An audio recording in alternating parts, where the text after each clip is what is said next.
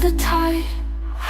I'm paralyzed, can't find the words, caught in the silence, nothing's heard. Wanna bounce to you, but my feet won't move. What do I do? What do I prove? When everything's crashing down, I'm lost, can't make a sound. Eyes wide open, but the world's gone dark. Every thought's a shadow, every word's a spark. I'm trying not to be strong, but I'm breaking inside. Can't fix what's broken, can't turn back the tide. I'm paralyzed, can't find the words, caught in the silence, nothing's heard. Wanna bounce to you, but my feet won't move. What do I do? What do I prove? When everything's crashing down, I'm lost, can't make a sound. In the quiet, I'm screaming inside. In the dark, I'm searching for light, but I'm stuck in the middle, nowhere to go. Trying to be the strength you need, but I don't know.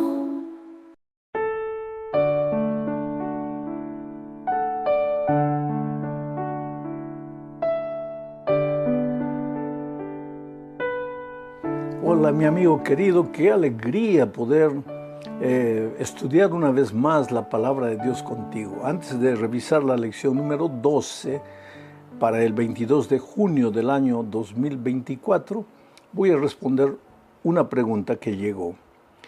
La pregunta dice: si Dios sabe todo lo que necesito antes que se lo pida, ¿por qué tengo que orar? Querido, la respuesta es simple. El propósito de la oración no es cambiar la opinión de Dios. No es hacer que Dios cambie de planes, porque Dios es un Dios de amor. Él te ama. Tú eres lo más precioso que Él tiene en esta vida. Dios quiere lo mejor de lo mejor para ti.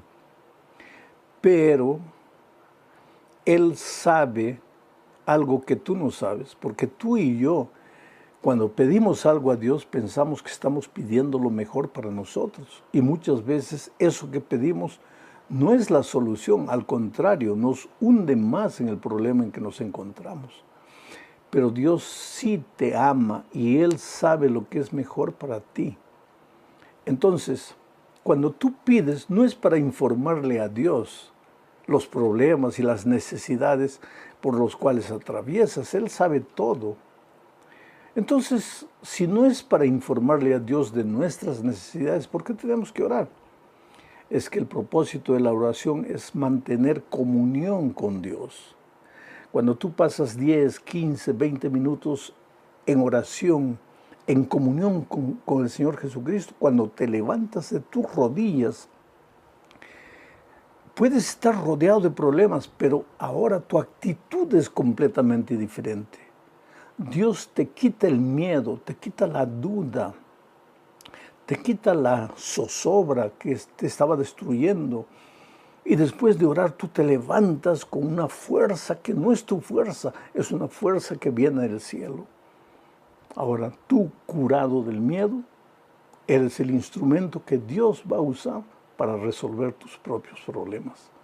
Entonces, aunque sientas que Dios no está respondiendo tu oración como tú quisieras, continúa orando, porque vas a ver que te vas a sobreponer a los problemas y vas a ser capaz de andar por encima del agua, del mar embravecido, así como lo hizo Pedro. ¿Ok? Entonces, ahora sí, vamos al estudio de la lección de esta semana. El título es Los acontecimientos finales de la tierra. Y el propósito es mostrarnos los eventos finales que sucederán antes de la venida de Cristo, como por ejemplo el sellamiento del pueblo de Dios y la lluvia tardía del Espíritu Santo. Pero para empezar necesitamos recordar que vivimos en un conflicto. Todo el trimestre estudiamos diferentes aspectos de este conflicto. En realidad el conflicto es entre la verdad y el error, entre Cristo y Satanás. Por detrás de todo lo que sucede en nuestro mundo y que nosotros podemos percibir, está ese conflicto espiritual. La lucha es por el corazón, por la mente. Cristo ama a su pueblo y espera el amor de sus hijos. Mientras eso, el diablo quiere la adoración y la obediencia para él y trata de diseminar el error, deturpando, corrompiendo la palabra de Dios. Entonces vamos a la primera parte de este estudio, bajo el subtítulo de Lealtad a Dios y a su palabra. Tú sabes, querido, que la Biblia es la palabra de Dios y la palabra de Dios es la verdad. Proverbios 23 dice lo siguiente: compra la verdad y no la vendas, la sabiduría, la enseñanza y la inteligencia. ¿Por qué dice compra la verdad? La palabra de Dios está en tus manos, es la verdad, es gratis. ¿Por qué dice aquí el texto compra la verdad? Porque hay un precio a pagar, pero no es dinero, no es oro, no es plata. Es la humildad, es la renuncia a nuestros conceptos, porque nuestra sinceridad dura hasta el momento en que nos confrontamos con la palabra de Dios. Y cuando abrimos la Biblia muchas veces vamos a descubrir cosas que nos golpean, que nos chocan, que va contra todo aquello que creímos a lo largo de la vida. Y ahí tenemos que pagar el precio del dolor, muchas veces de las lágrimas, del sufrimiento. Por eso Salomón dice, compra la verdad y no la vendas. Pero dice que la verdad es sabiduría y es enseñanza. Ahora, el propio Señor Jesucristo en San Juan capítulo 8, versículo 32, dijo lo siguiente: y conoceréis la verdad, y la verdad os hará libres. La verdad es dolorosa de ser aceptada, es dolorosa de ser entendida, pero cuando la aceptas en tu corazón te libra del error, te libra del engaño, te libra de la seducción que el enemigo ejerce sobre ti, te libra de tus preconceptos, respiras un aire nuevo, te libra del temor, del miedo, del fracaso, de la derrota. Vale la pena descubrir la verdad, conocer la verdad y aceptar la verdad.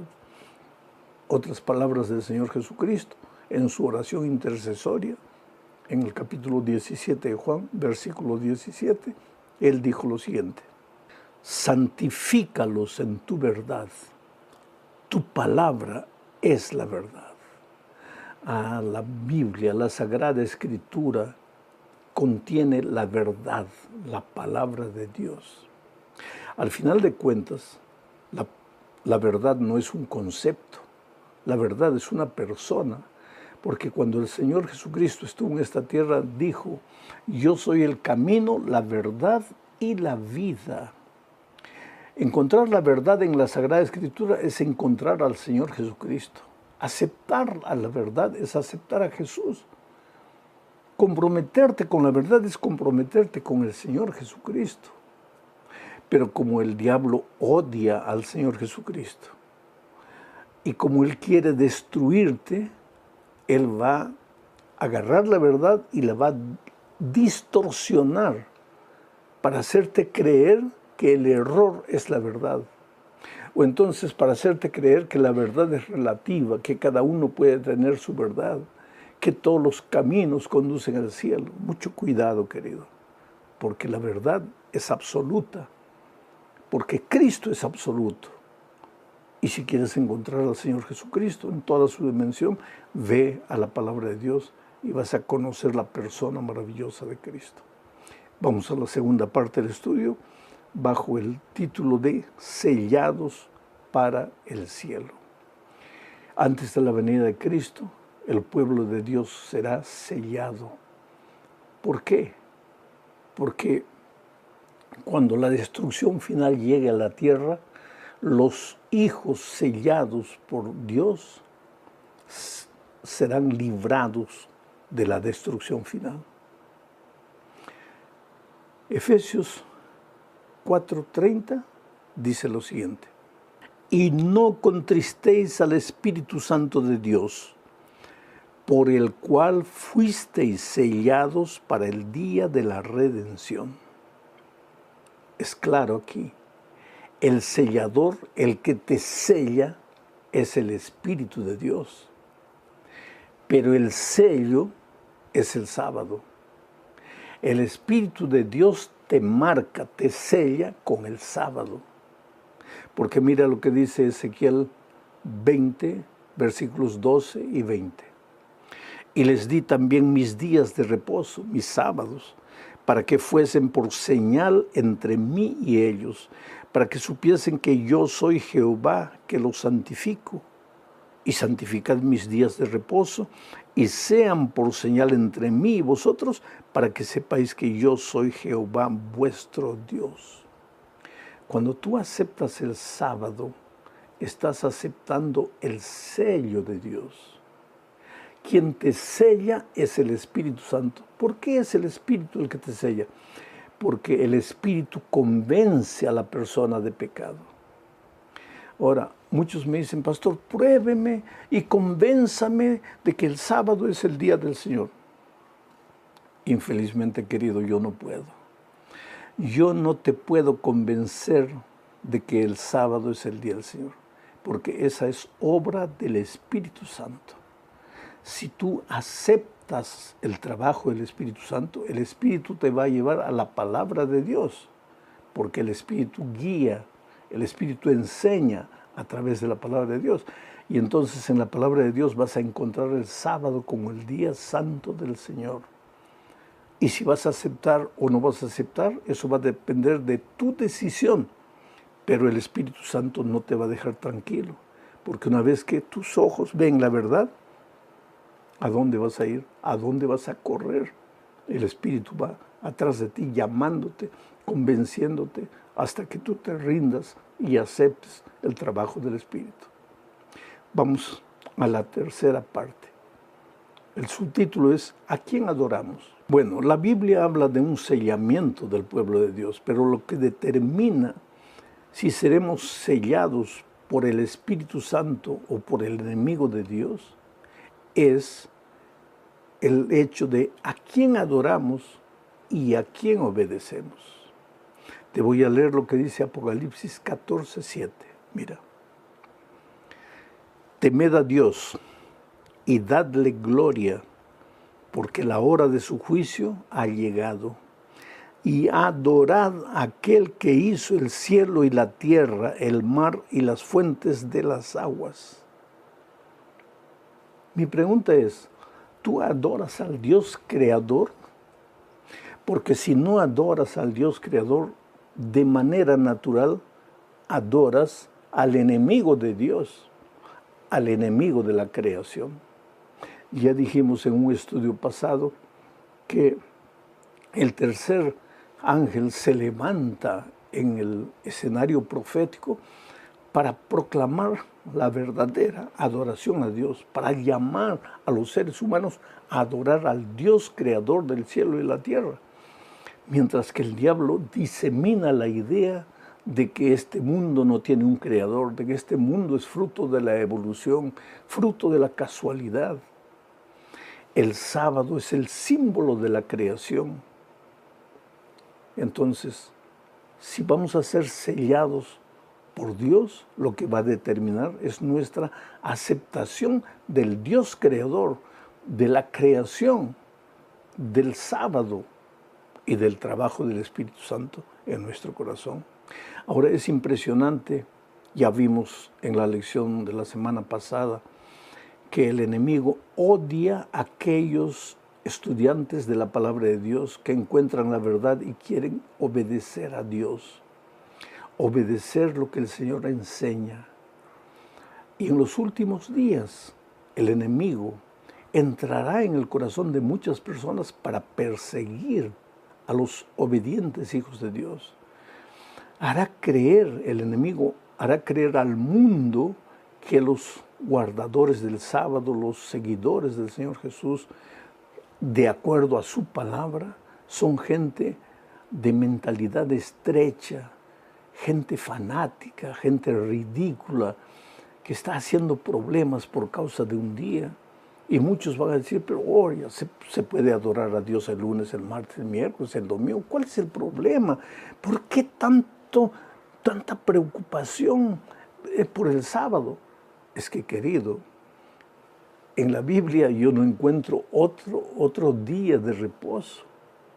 Encuentro que Jesús resucitó el domingo. Encuentro que Jesús se reunió con los discípulos el domingo. Encuentro que los apóstoles muchas veces estudiaban la palabra de Dios en el domingo. Encuentro que en las casas el día domingo se separaban ofrendas para ayudar a la gente necesitada. Encuentro todo eso, pero no encuentro que por el hecho de que Jesús resucitó el domingo o que los discípulos apóstoles se reunieron en el domingo, el sábado dejó de ser el día del Señor. Entonces, no es ridiculez el énfasis en el sábado. Es la verdad que ha sido enterrada. Es la verdad que está queriendo ser envuelta por el error. La palabra es la verdad. Y aunque nos duela, tenemos que aceptar la verdad, porque la verdad nos liberta. Vamos ahora a la cuarta parte de este estudio.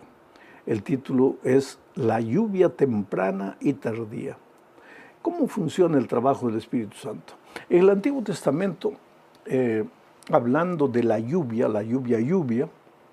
existía la lluvia temprana y la lluvia tardía.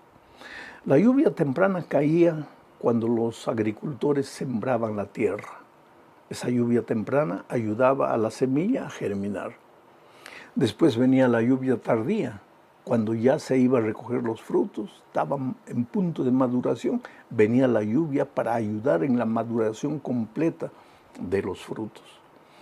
Bueno, en el Nuevo Testamento se toma esta figura de la lluvia temprana y la lluvia tardía para referirse al trabajo del Espíritu Santo en la vida de cada cristiano y en la vida de la Iglesia de Dios. Le llamamos lluvia temprana al primer trabajo del Espíritu Santo y le llamamos lluvia tardía al último trabajo del Espíritu Santo. Es como si fuese un edificio. ¿Cuál es el primer trabajo? Sentar las bases, los cimientos, las columnas. Ese es el primer trabajo. Esa es la lluvia tardía. ¿Cuál es el último trabajo? Colocar el techo, el acabado, en fin, el arreglo final del edificio. En la vida del cristiano, ¿cuál es la lluvia temprana? El primer trabajo que el Espíritu Santo hace. El propio Señor Jesucristo dijo que cuando el Consolador viniese, convencería al mundo de pecado, de justicia y de juicio. ¿Quién me va a convencer de que por más sincero que yo sea, estoy en el error? Es el Espíritu Santo. Él me va a convencer de mi pecado.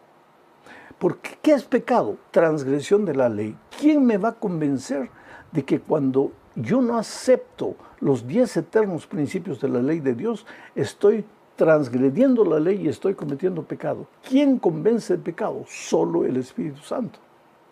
Ahora, cuando aceptamos el primer trabajo del Espíritu Santo, estamos listos para recibir el último trabajo del Espíritu Santo, o sea, la lluvia tardía. Y la lluvia tardía va a suceder en los últimos días, en los días finales antes de la vuelta de Cristo, dándole poder a la iglesia, poder para predicar, poder para hacer milagros, poder para anunciar el Evangelio con el último pregón al mundo antes de que Jesús venga. Y esto necesariamente nos lleva a la última parte de este estudio, bajo el título de El fuerte clamor. ¿Qué es el fuerte clamor? Es la plenitud del Espíritu Santo en la vida de los hijos de Dios. Voy a leer Apocalipsis 18, 1 y 2. Dice Juan en una visión que tuvo: después de esto vi a otro ángel descender del cielo con gran poder y la tierra fue alumbrada con su gloria. Mira esto, la tierra fue alumbrada con su gloria y clamó con voz potente diciendo, ha caído la gran Babilonia y se ha hecho habitación de demonios y guarida de todo espíritu inmundo y albergue de toda ave inmunda y aborrecible. ¿Qué es Babilonia? ¿A qué simboliza Babilonia? A Babilonia es un conjunto de ideas, de filosofías, de creencias que van contra la palabra de Dios, que no están de acuerdo con la palabra de Dios.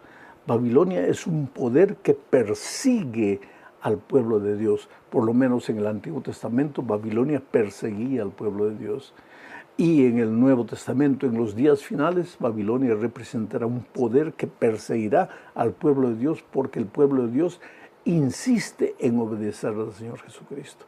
En ese contexto viene el Espíritu Santo para llenar de poder a los hijos de Dios, para que ellos proclamen el mensaje a voz en cuello, sin miedo.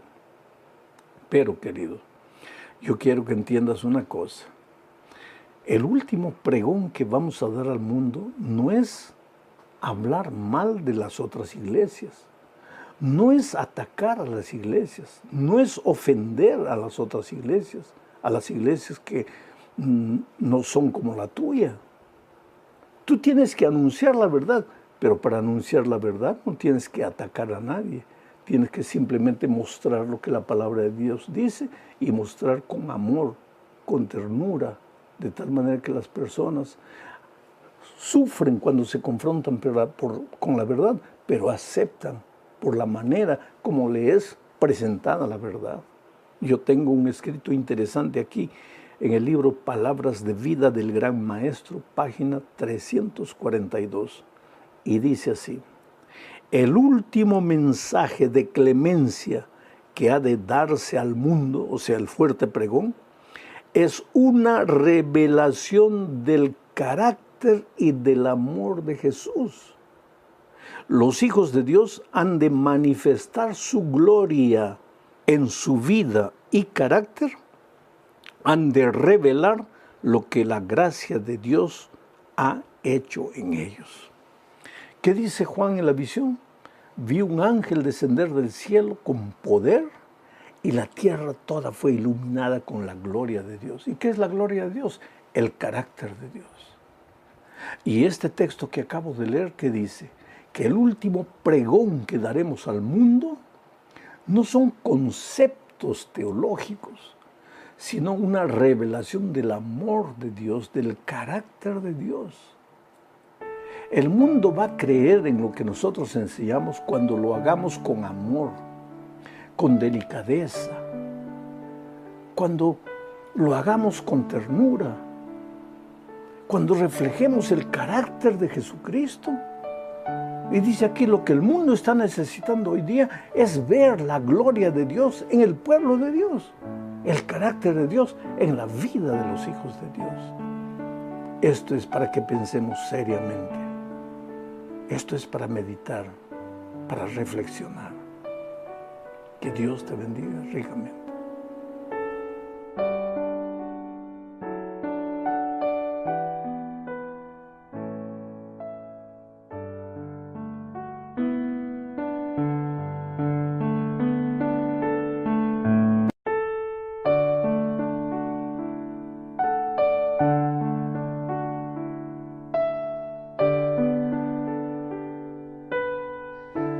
Hola, mi hermano querido.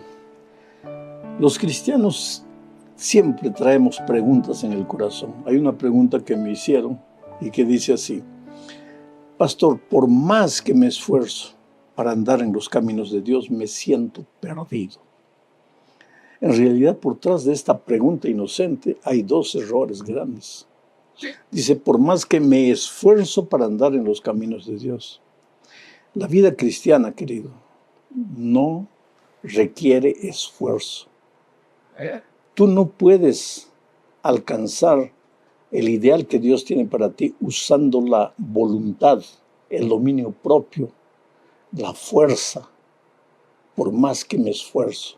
¿Y por qué? Porque la propia Biblia dice que nuestra justicia, nuestro esfuerzo, nuestro dominio propio es como trapo de inmundicia.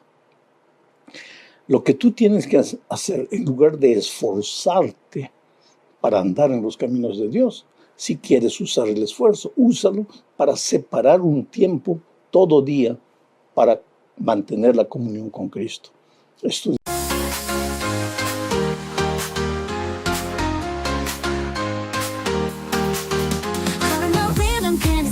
You pull me in, no time to waste. With dances, dance, it's all the same. But I'm hooked, can't break the chain.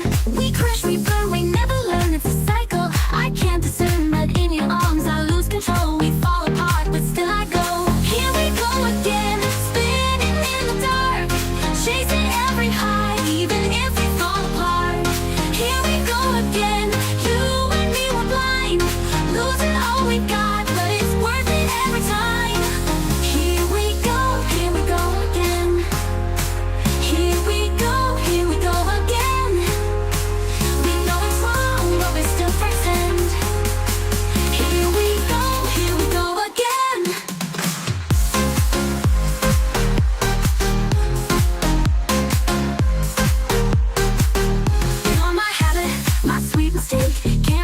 It's all it takes, no future clear, just the now. But in the fire we're burning out. We crash, we burn, we never learn, it's a cycle. I can't discern, but in your arms I lose control. We fall apart, but still I go. Here we go again, spinning in the dark, chasing every high, even if we fall apart.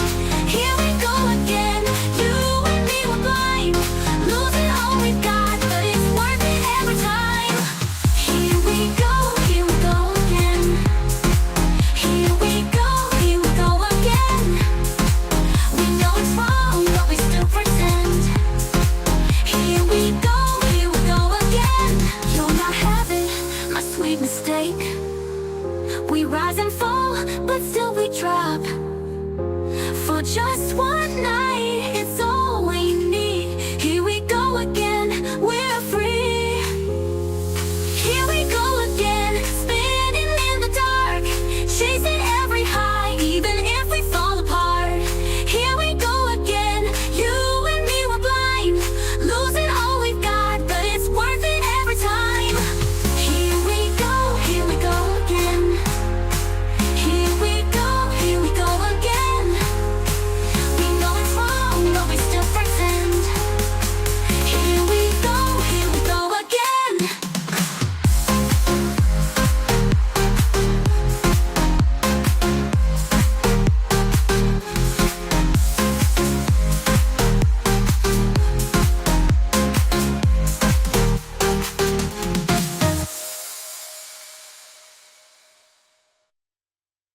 Estudiando la palabra, orando y testificando el amor de Jesús para otras personas. El segundo error de esta pregunta es: me siento perdido. Jeremías dice: engañoso es el corazón y perverso. ¿Quién lo comprenderá? Este corazón, cuando estás bien, te va a hacer sentir que estás mal. Y cuando estás mal, te va a hacer sentir que estás bien. Entonces, la vida cristiana no es sentir, porque el corazón humano es engañoso. Tú tienes que creer en la palabra de Dios. Y la palabra de Dios dice que si tú vives en comunión con Él, si tú andas con Él, si tú caminas con Él, si tú estás conectado a Él, los frutos van a aparecer. Los frutos, andar en los caminos de Dios, van a aparecer de manera natural. Entonces tú concéntrate en mantener la comunión con Cristo y deja todo lo demás en las manos de Dios y no creas mucho en tus sentimientos. Ok, vamos a la lección número 11 para el 15 de junio del año 2024. El título de la lección es El conflicto inminente. Y el propósito de este estudio es mostrar que a medida que nos aproximemos del fin, el enemigo va a quedar tan airado con el pueblo de Dios fiel, porque él no consigue engañar al pueblo de Dios, porque el pueblo de Dios tiene la Biblia abierta, la luz de la palabra de Dios, y no se deja engañar. Entonces el enemigo se va a irar tanto que va a hacer guerra, va a perseguir, va a usar la fuerza para obligar a los hijos de Dios a adorar al diablo o a cualquier cosa menos a Dios. Entonces vamos ahora a la primera parte de este estudio, el conflicto final del Apocalipsis. Mira, el conflicto comenzó en el cielo por causa de la adoración. Lucifer se levantó y consiguió engañar a una tercera parte de los ángeles, haciéndolos creer que no deberían adorar a Dios ni obedecerle. Adórenme a mí, dijo, obedézcanme a mí. Acusó a Dios de ser arbitrario, dictador, tirano. Él prometió libertad, él prometió que sería un líder diferente. Y con sus mentiras logró engañar una tercera parte de los ángeles. Ahora vamos a ver lo que dice Apocalipsis 14, 7 al 9. Pero leamos este texto con el contexto de que en el cielo el conflicto empezó por causa de la adoración. Ahora Dios levanta en los últimos tiempos a un pueblo especial, un pueblo fiel para predicar el evangelio eterno. Y mira lo que dice Apocalipsis 14, 7 y 9. Diciendo a gran voz, este ángel de Apocalipsis 14 se levantó diciendo a gran voz, temed a Dios y dadle gloria, porque la hora de su juicio ha llegado. Y adorad a aquel que hizo el cielo y la tierra y el mar y las fuentes de las aguas. Y el tercer ángel lo siguió diciendo a gran voz, si alguno adora a la bestia y a su imagen, y recibe la marca en su frente o en su mano, él también beberá del vino de la ira de Dios que ha sido vaciado puro en el cáliz de su ira. Hay dos cosas que hay que notar aquí. En el cielo, los fieles adoradores de Dios fueron 70%, pero hubo un 30% que escuchó los engaños, la seducción del enemigo y se fue con él. El gran conflicto era por causa de la adoración. No es que Dios quisiese ser adorado, sino que la adoración de sus hijos era una expresión, una revelación práctica del amor que existía entre Dios y sus hijos. Cuando ellos decidieron adorar a Lucifer, decidieron quitar su lealtad de Dios, su amor de Dios, y dirigir su amor hacia Lucifer. Comenzó el conflicto. El conflicto descendió a la tierra. Cuando Eva fue tentada, tuvo que decidir entre amar a Dios, ser leal a Dios, adorar a Dios, respetar su palabra, o seguir la voz de la serpiente y tratar de ser como Dios, porque eso fue lo que la serpiente dijo. Si comieres, serás como Dios. Desde aquel día el conflicto fue basado prácticamente en la adoración, en el amor a Dios, en la obediencia. Se formaron dos ejércitos. Lucifer, por un lado, el Señor Jesucristo, por otro lado. El tema era adoración, pero la adoración se relacionaba con la creación. Por eso el ángel de Apocalipsis 14 dice que debemos adorar a Dios, creador del cielo y de la tierra. Y por eso el diablo también dice que deben. Voy a leer de nuevo el texto de Apocalipsis 14, 7. Voy a leer específicamente el versículo 9. Dice, y el tercer ángel lo siguió diciendo a gran voz, si alguno adora a la bestia, no adora a Dios, adora a la bestia y a su imagen, y recibe la marca en su frente o en su mano, él también beberá del vino de la ira de Dios que ha sido vaciado puro en el cáliz de su ira. Los que obedecen a Dios y adoran a Dios reciben la marca de Dios, el sello de Dios, que es el sábado, relacionado con la creación. Los que adoran a la bestia reciben la marca de la bestia y no creen en la creación o desfiguran la creación. Y si desfiguran la creación, pues no creen en el sábado, creen en cualquier otro día menos en el sábado. Entonces este asunto es mucho más serio del que a simple vista podemos imaginar. Cuando decidimos adorar a Dios en el sábado o en cualquier otro día, estamos decidiendo hacer la voluntad de Dios o hacer la voluntad del enemigo de Dios. Vamos a la siguiente parte de este estudio, la crisis venidera. Este es un asunto interesante. Vamos a estudiar el capítulo 13 del libro de Apocalipsis. En este capítulo 13 se presenta a dos poderes que sacudirán el mundo en los últimos días. El primer poder sube del mar y el segundo poder sube de la tierra. Y ambos son instrumentos del dragón. El dragón es el diablo y Satanás, según Apocalipsis. Quiere decir, para sacudir al mundo en los últimos días, en Apocalipsis se habla de dos bestias. La palabra bestia puede parecer peyorativa, pero no lo es. En profecía, la palabra bestia significa poder. Quiere decir que en los últimos días aparecerán dos poderes. Un poder que sale del mar. Y de acuerdo con la profecía, el mar, las aguas, significa gente. O sea, este poder recibe fuerza de la gente. Mucha gente lo sigue y le confiere poder.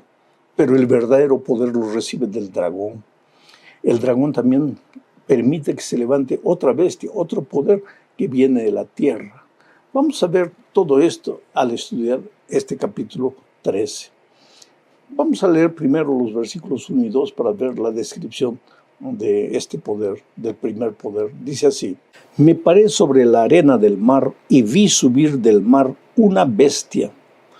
Y la bestia que vi era semejante a un leopardo, y sus pies como de oso, y su boca como boca de león.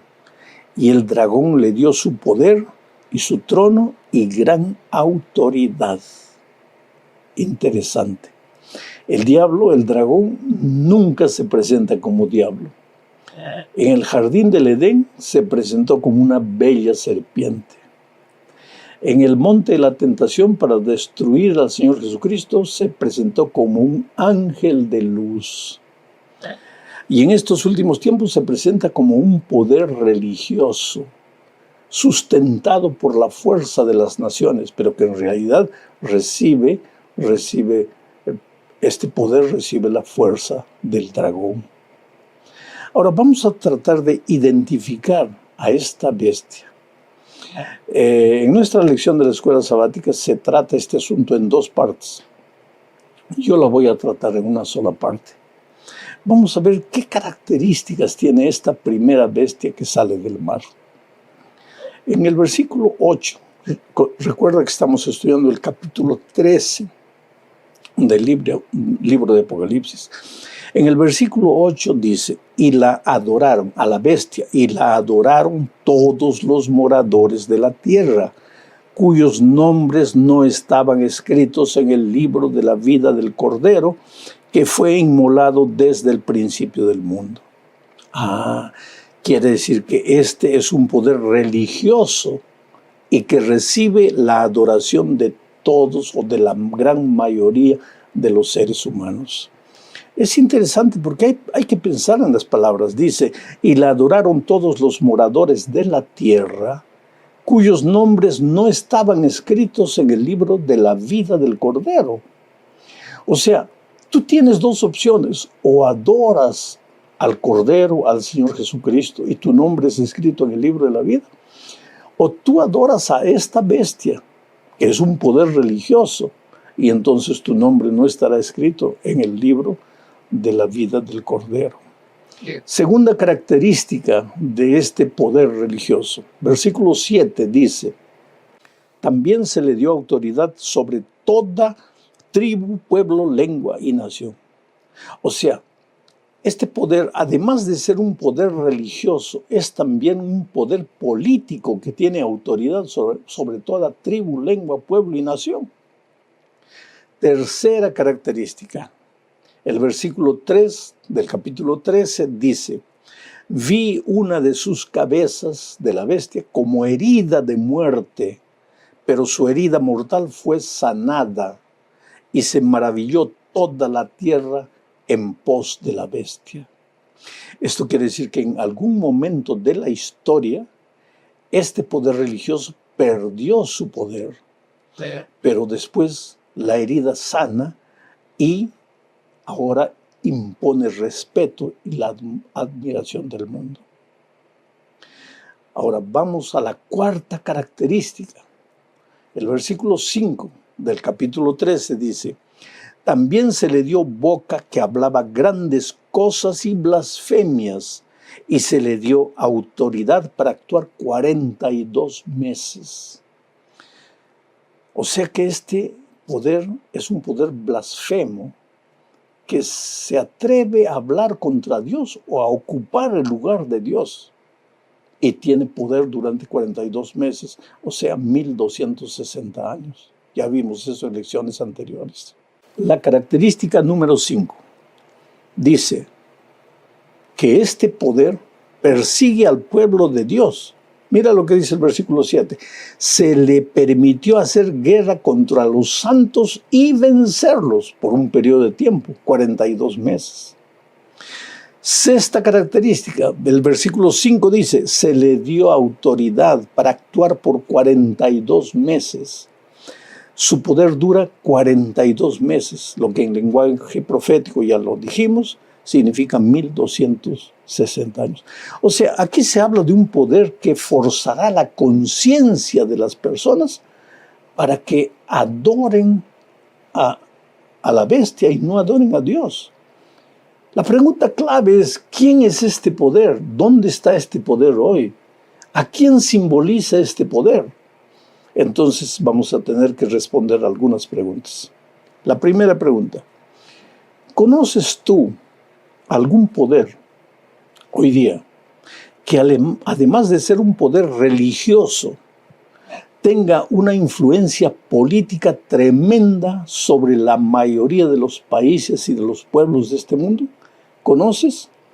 Si conoces un poder religioso, que además de religioso sea político y tenga influencia en la mayor parte del mundo, esa es la bestia de que habla el capítulo 13 de Apocalipsis. Segunda pregunta, ¿conoces tú algún poder religioso que además de poseer esta primera característica haya perdido su fuerza política en algún momento de la historia para recuperarla después? El texto de la Escritura dice, vi una de sus cabezas como herida de muerte, pero su herida mortal fue sanada y toda la tierra se maravilló en pos de ella. ¿Conoces algún poder que en el año 1798 el líder de ese poder haya sido capturado por un general llamado Berthier y llevado preso, y que después el año 1929 Bernardo Mussolini le devolviera el poder, la fuerza a ese poder? Pues entonces ya tienes la respuesta. Tercera característica, y yo te hago la pregunta, ¿dónde puedes ver un poder religioso respetado y admirado por reyes, presidentes, ministros, jefes de Estado? ¿Conoces ese poder? ¿Qué poder religioso es respetado? Pueden no creer en él, pero todos lo respetan. ¿Dónde está ese poder? En cuarto lugar, te hago otra pregunta. ¿Es posible que ese poder haya blasfemado alguna vez contra Dios? O en las palabras del profeta Daniel, haya tratado de cambiar los tiempos y la ley de Dios. Blasfemar es atreverse a colocarse en lugar de Dios, a querer cambiar la palabra de Dios. Y Daniel dice que ese poder intentó cambiar los tiempos y la ley de Dios. ¿Quieres encontrar ese poder? Abre la Biblia, Éxodo 20, lee la ley de Dios, los mandamientos de Dios. Y después, abre el catecismo y busca la ley de Dios y compara. ¿La ley de Dios es la misma registrada en la Biblia o han intentado cambiar la ley de Dios? Ese es el asunto. Quinta pregunta. Este poder religioso político ha perseguido a los fieles adoradores de Dios y estudiosos de la palabra de Dios durante 1260 años. ¿Conoces a ese poder? Es interesante, porque la respuesta es tuya. Yo no te voy a dar la respuesta. Yo quiero que tú pienses, que tú reflexiones. Y cuando reflexiones vas a llegar a tu propia conclusión. Y tal vez te sientas triste. Pero entonces abre la Biblia y lee las características, capítulo 13 de Apocalipsis. No se habla de una iglesia, se habla de un poder religioso que tiene características políticas. Y las características ya vimos en el capítulo 3. ¿Dónde está ese poder? Entonces llega a tu propia conclusión. Llegamos al fin de este estudio hablando de la bestia que sube de la tierra. Está en el capítulo 13. Mira, la primera característica, versículo 11, dice: Después vi otra bestia que subía de la tierra y tenía 2 cuernos semejantes a los de un cordero, pero hablaba como dragón. O sea que este poder es un poder que comienza como un cordero, pero que termina hablando como un dragón. Vamos a ver eso más adelante. Segunda característica, versículo 12. Y esta bestia ejerce toda la autoridad de la primera bestia en presencia de ella y hace que la tierra y los moradores de ella adoren a la primera bestia cuya herida mortal fue sanada. O sea que este poder coloca su fuerza al servicio de la primera bestia. Tercera característica, versículo 13. También hace grandes señales, de tal manera que aún hace descender fuego del cielo y la tierra delante de los hombres. O sea que este es un poder que deslumbra con su tecnología, con las maravillas que hace. Cuarta característica, versículo 14. Y engaña a los moradores de la tierra con las señales que se le han permitido hacer en presencia de la bestia, mandando a los moradores de la tierra que le hagan imagen a la bestia que tiene la herida de espada y vivió. O sea, querido, que este poder es un poder que además de darle fuerza a la primera bestia, obliga a las personas a obedecer y a adorar a esta primera bestia. Otra característica más está en el versículo 16. Dice: y se le permitió infundir aliento a la imagen de la bestia para que la imagen hablase e hiciese matar a todo el que no la adorase. O sea, este es un poder que da fuerza a la imagen de la bestia. ¿Qué es la imagen de la bestia? Una bandera es el símbolo o la imagen de un país. ¿Cuál es la imagen de la bestia? Lo que simboliza el poder de esta bestia. ¿Qué es lo que simboliza a Dios, su señal, su marca, el sábado? ¿Qué es lo que simboliza a este poder religioso, lo que expresa su poder sobre la conciencia de las personas? Cualquier día que no sea sábado, tal vez el domingo. Este es un asunto que demanda mucha reflexión. Otra característica más está en el versículo 16 y 17, 2 versículos. Dice así: a todos este poder hace que a todos, pequeños y grandes, ricos y pobres, libres y esclavos, se les pusiese una marca en la mano derecha o en la frente. Aquí está la marca. Y que ninguno pudiese comprar ni vender, sino el que tuviese la marca o el nombre de la bestia o el número de su nombre. O sea, va a obligar a las personas a recibir la marca de la bestia. Y si la marca de Dios, el sello de Dios es el sábado, tú puedes imaginar cuál es la marca de la bestia. Ahora, ¿quién es este poder? ¿A quién simboliza? Yo te hago algunas preguntas. ¿Conoces hoy un país poderoso que en los comienzos de su historia hablase como un cordero, creyese en el cordero, predicase al cordero, y que hoy, porque era una nación estudiosa de la Biblia, pero que hoy es defensora de la libertad de adorar a Dios de la manera que quiera? Quiere decir, este país se ha convertido en un nido de ideologías, de filosofías. ¿Conoces ese país?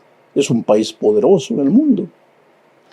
Segunda pregunta, ¿existe hoy un país poderoso que, habiendo tenido un origen cristiano, se fuera convirtiendo con el tiempo en una nación secularizada, de cierto modo cuna de toda clase de ideologías, filosofías que no pasan de la voz disfrazada del dragón?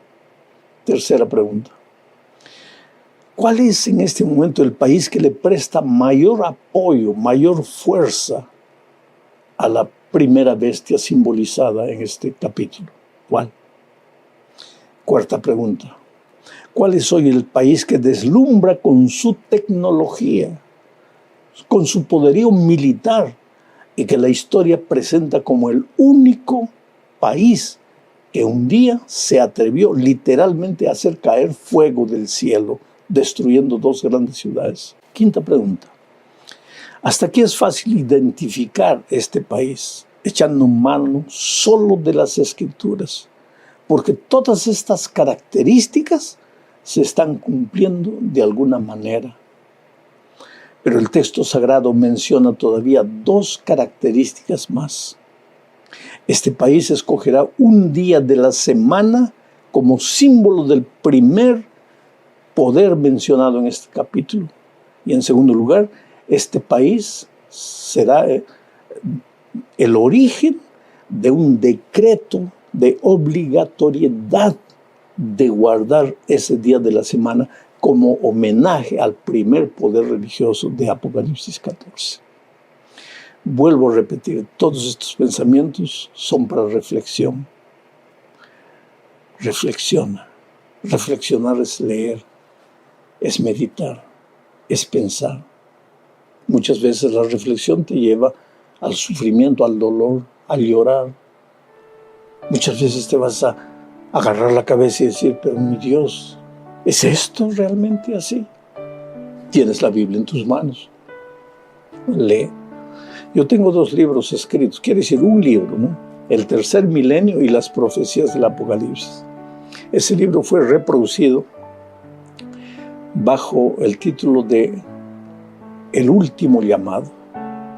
Si puedes conseguir ese libro por ahí y leer ese libro, vas a encontrar en detalles la explicación de todo esto que hablé apenas en 20 minutos. Que Dios te bendiga, querido. Oro por ti. Tú eres una persona maravillosa, sincera. Yo no tendría el derecho de hacerte sufrir.